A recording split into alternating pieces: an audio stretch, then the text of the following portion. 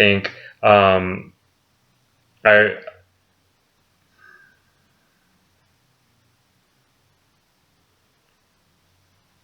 cut that part out anyway.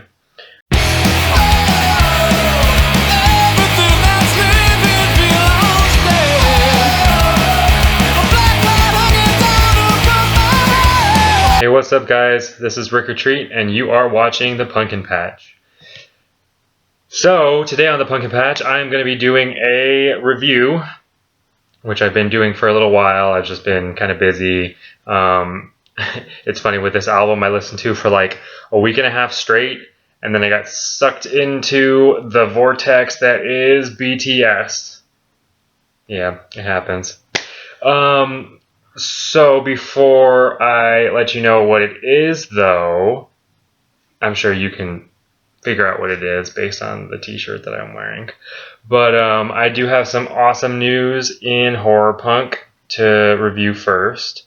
So yeah, I found out yesterday, and you guys may have found out too, fucking Ghouls Night Out Fest is coming back. Holy shit. It is still in Jersey, I assume, so it may be a little bit difficult to get to, but it's fucking rad because, as you may all know, that is where bands like Mr. Monster and Blitzkid met. That's where those relationships formed. You know, Blitzkid had their last show there, and a number of other awesome bands have played the stage and sort of made that their, I guess, entrance, to say the least, I guess, or their exit, I guess, depending on which band you're talking about. You know, hopefully, if Mr. Matt Pathetic is watching this, which he might be, who knows, the Writhers can get on it. That'd be pretty dope, you know, playing in Jersey. Let's make it happen. Anyways, in other news, my boys from Texas, Just Another Monster, has announced that they are coming back. More details soon from them. Make sure to give them a follow on Instagram and on Facebook. Other homies from Texas, Saturday Night Shockers, released a new album entitled Live Forever. I think it was either earlier this month or late last month. My boys from down here, Sephirin, just released their Dark Water EP. Definitely expect a review of that soon. And Writhers, our EP Ghastly Reminders, will finally have a pre-order starting either in late May or early June. So you have heard it first. Late May, early June, pre-order the Writhers, all of our stuff. And aside from that, my boys in 5 Cent Freak Show, you know, homies from Canada, are apparently doing something pretty cool with Grave Robber. I don't know what, but hopefully it'll be rad. I'm pretty sure I'll be reviewing it on here, whatever it is. Yeah. In other silly news, my pin company did get a cease and desist from Warner Brothers because of this little guy, which is pretty awesome. I think as a pirate, that is both the biggest fear and probably the coolest thing to happen, because that means you are on the map. So with that being said, I am no longer selling them. If you see this and you're like, holy shit, I want one of those Davey Havoc pins, I don't have any more. I'm not allowed to sell them. I'm not allowed to make any more. Just letting you know. Okay, so with all of that out of the way, I am going to do my review. Today I will be reviewing Dirty Dead's new album, Nocturnal Emissions, which actually it's on pre-order right now and streaming at Nothing But a Nightmare Records website, which is just nothingbutaNightmare.com. Definitely check it out. Buy a t-shirt. Buy the bundle. I think they have it on, they're going to have it on vinyl, and they'll have the t-shirt for the album cover as well, which is pretty cool. Don't take my word for it. Follow the link down below. So this album was pretty fucking rad. for those of you who don't know Dirty Dead, they are currently based in Chicago, I believe, and they are an interesting sounding horror punk band. They're sort of in this weird between area of like death metal, kind of speed metal, grindcore, and horror punk. I'm definitely going to put some songs into the video so you'll know what I'm talking about, but I will also link everything below as always. As for my review, let's just get started. So the first song was the single track, which is also what this t-shirt is for. It is called Fear Becomes Flesh. To be honest, this is my least favorite track on the whole album, and it is pretty fucking killer, but it is not a good representation, in my opinion, of what is to come. This one, kind of kicks in with ominous whirring guitars, and then the drums kick in super fucking fast, and the singing has like this melodic metal, like crooning vocals over it, which is seen throughout the entire album, and there's just something about it. Like the album, the track itself is really good for what it is, but I think it lacks in the dynamics that the rest of the songs have. However, the change up from the really fast parts to the sort of bridge chorus part where it starts singing, fear becomes flesh, is really cool. It's really bouncy and it keeps it alive. I think that's the highlight of this track particularly. Then it goes straight into a song called Kill For You. It dives right in where the last one sort of set it up as a really quick banger. The chorus section is more compelling in this song because it is, it kind of, I guess you'll hear this throughout all of my review of the album, is their ability to slow down and speed up is really what builds their dynamics. It gets slower in the melodic chorus section compared to the verse, and then it has a really cool like hold part before the instrumental and like a vocal hold, and I think it's done really well. All of these tracks, like there's a bunch of tracks on the album, and most of them, aside from the last one, are under 3 minutes. So it's really interesting to hear them go from like verse, bridge, chorus, verse, bridge, chorus, verse, bridge, chorus in like 2.5 minutes. So that's pretty impressive for sure. The next song, Antithesis of Life, has a really cool filter over the guitar, or just the way that the riff is written is really interesting and cool. There's like some dynamic cymbal holds in the song that lead really well into the album's first go.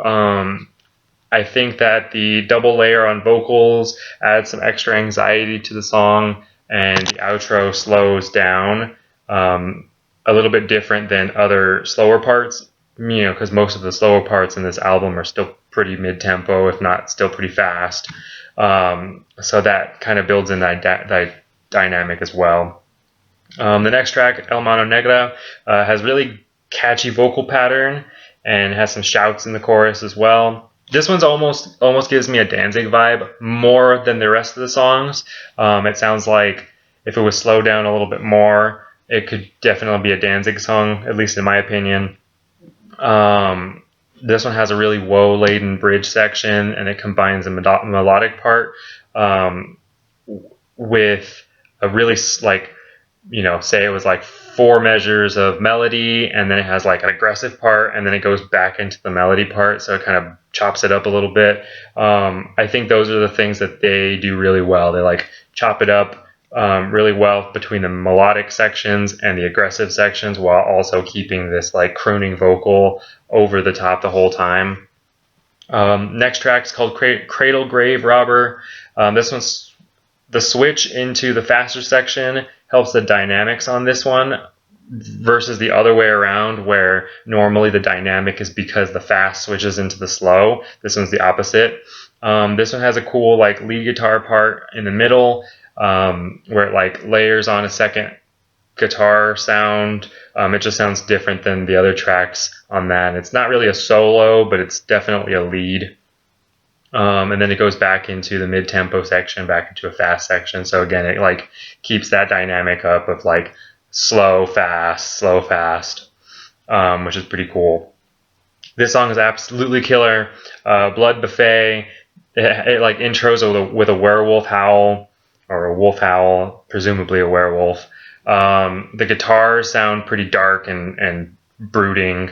The mid-tempo bridge keeps the vibe and its pattern with like a really cool vocal section. And it's not talked, but it doesn't sound like it's sang in the same way that the other vocal parts are sung. So it's like definitely slowed down. And then there's like a whoa section out of the chorus, and it has some like riff bends and things like that on guitar. In that section, the lyric says it's only human sacrifice. It's pretty creepy sounding. It has that spooky vibe, talking about like human sacrifice turning to a werewolf, like mixing those things together, at least from the imagery that I'm getting in my head. This one's a little bit closer again to like the Danzig-y, Samhain vibe, as opposed to some of the other tracks on this album. Streets of Blood, which is the next song, starts like for I think until the end of the album, until the very last song, kind of sound a little bit poppier with the guitar riffs. And by no means is that like a knock or anything. It's just a little bit closer to, I think, the riffage that a typical horror punk band would have, I guess. And it keeps it interesting because it has the same aggression, the same speed throughout the album. So it's, like I said, a little poppier, but it doesn't necessarily mean it's pop. It's still very aggressive and very, very fast. Like I said, with this song, it's no different than the others, where the mid-tempo section allows for a calm down before like this cool bass solo that goes back into the fast D-beat part. And I guess to make it make more sense with what I'm saying is like the fast parts are typically the D-beat part. That typical punk rock pattern. That's where it comes in fast for most of the tracks. Some of them have a little bit more thrashier pattern as well. But the slowdowns are obviously pretty different than that. Some of them keep the same thing but just go slower, but most changes up in those sections. Black Cloud, it's pretty woe based from the get-go. Like I said, also a little bit poppier than some of the songs before it. I think that this one has the coolest vocal dynamics. There's like a part where the vocals go even higher or longer, I guess, in the chorus. And I think that this one would have worked really, really well in place of Fear Becomes Flesh as a single. I think this one would have been a better single, in my opinion, because it sounds closer to horror punk, which is, I guess, from my perspective, the group that they're trying to reach to. Not that Fear Becomes Flesh isn't a good single, but I think this one would have been a stronger single. That's just my opinion, though. What do I know? Gore Without End. I like this one because it has like the cool vocal layers. I guess if you guys watch any of my videos, you can tell that I like the layering of vocals. I feel like that adds some dynamics to otherwise stale, sort of repetitive vocals throughout an entire album. Like if you have growls, or if you have layers, or you have a second singer or something, that changes up the dynamic. And I think that's always really cool. So this one, like I said, adds more depth to it. There's a part where there's like a filter over the vocals where it turns a little bit more sinister from like the catchy part. So that's pretty cool. Deathbed. This one also could have been a really cool single because this one's catchy as fuck. And like I find myself singing this pretty frequently after having listened to the album a couple times through. This one has like a drum count in, which is cool. I always enjoy hearing that and having different little like interesting drum parts, or even if they're simple like that change up the pace, I guess, of the album or of songs. The chorus that I like, it says deathbed, whoa whoa, deathbed, oh, like it has those parts, and it's super catchy. And I think that the bridge section does a great job of breaking the just the regular speedier sections, because I think it goes into like a in different parts, and like again adds that dynamic, adds that change up to it, which is really cool. And then at the end, there's a little bit of growls that are kind of in the background, and then they kind of get bigger, and then it slows down at the end, which again I really like adding that in, because these songs could have been cool if everything was fast the whole way through, but it wouldn't be as entertaining, at least in my opinion. I feel like this album is very well crafted, and Dirty Dead knows how to craft aggressive, speedy, catchy horror punk. My favorite track is the last track of the original songs, called Green River Romance. It's a little bit more surfy, I guess, in the drum section, so for certain parts, a little mid-tempo. But the vocal delivery has a lot of power in it. And there is some whoa sections with some like more aggressive guitar and drum things going on behind it. And like I said before, some of the slower sections add more depth, and it fades into like creepy vibe keyboard sounding stuff. I mean, I don't know if there's keyboard, but in my ear it sounds like there is, or at least more guitar work that gives it that vibe. And then this one also has some growls, which, like I said before, kind of breaks up the pacing of the original crooning vocals. This album also has some covers. They do a Misfits Night of the Living Dead cover, and then they do a cover of Sam Cooke's Bring It On Home to Me. I think both of them are pretty killer. With Night of the Living Dead, they take the song, speed it up, add sort of their flavor of horror punk to it, and I guess the other one does the same. I like that they add that one at the end, because it does change it up a little bit more than the other songs. But at the same time, I think I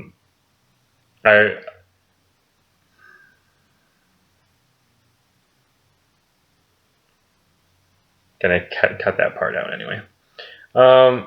So let's to wrap up this review, I want to point out that this whole album is very killer addition to Dirty Dead's discography. Like I said, all tracks, save for one, are under 3 minutes, because even the slower parts are not slow. The highlight of this album are the drums, and that's not just because I'm a drummer, but because they're fucking ridiculous. The sheer speed is impressive alone, but the clean production and well-crafted section breaks and change-ups make it that much better. For me personally, the vocals took some getting used to, because they land somewhere in between this like speed metal, like singing, high-pitched singing, and like horror punk and like doo-wop crooning. So I think sonically it was a little odd for me at first, because neither of those things in my head matched up to the aggression and the speed of the music that it was over. But then once I was able to digest it, it made so much sense. And I think it works out really well, actually. Just not too many bands sound like that. So I think that's cool. Good on you, Dirty Dead, for being able to pull it off and try and do different things, I think the growls were a really great touch to certain songs, the ones that I listed. And I would definitely love to hear more of that in some of their songs in the future. Like I said, this album sort of sits in a weird spot for the genre. It's definitely not the cliche horror punk sound because of the speed and the metal influence and talent, and maybe a little bit of the attitude coming off of it. But at the same time, it's still very structurally and lyrically horror punk, if that makes any sense. So it fits right in. It's just in this weird, like, going back to the what is horror punk, I think this is definitely horror punk. It's just in an interesting spot that no one really plays with. So it's cool. And it's, definitely something for fans of the Misfits and early Misfits and Sam Hain. It's just, cranked to 11 and sped the fuck up, Like I said, it's a great album, and I do think sonically it's no, there's no doubt, why Rikk from Nothing But a Nightmare enjoys the sound of it and wanted to put it out and had put out one of their previous releases as well. With that being said, I'm going to leave links below so you guys can check out the album as well. Please help them out. Order the vinyl, order a t-shirt, stream the music. And comment below. Have you listened to it? What do you think? Do you think that it's innovative, that they're speeding the fuck up of horror punk, or do you not like it? Let me know. Let me know in the comments. Please smash that like button, smash the notifications bell, share this video, comment, do all that cool stuff. Let's start a discussion, because that's what I enjoy doing from these videos. Before I go, I just want to let you guys know that I will be doing some more videos within the next couple of days. May not put it out for a little while, but I'm going to take on a little bit more of a blog style video, just because I do enjoy doing that, and hope that you guys stay tuned for those.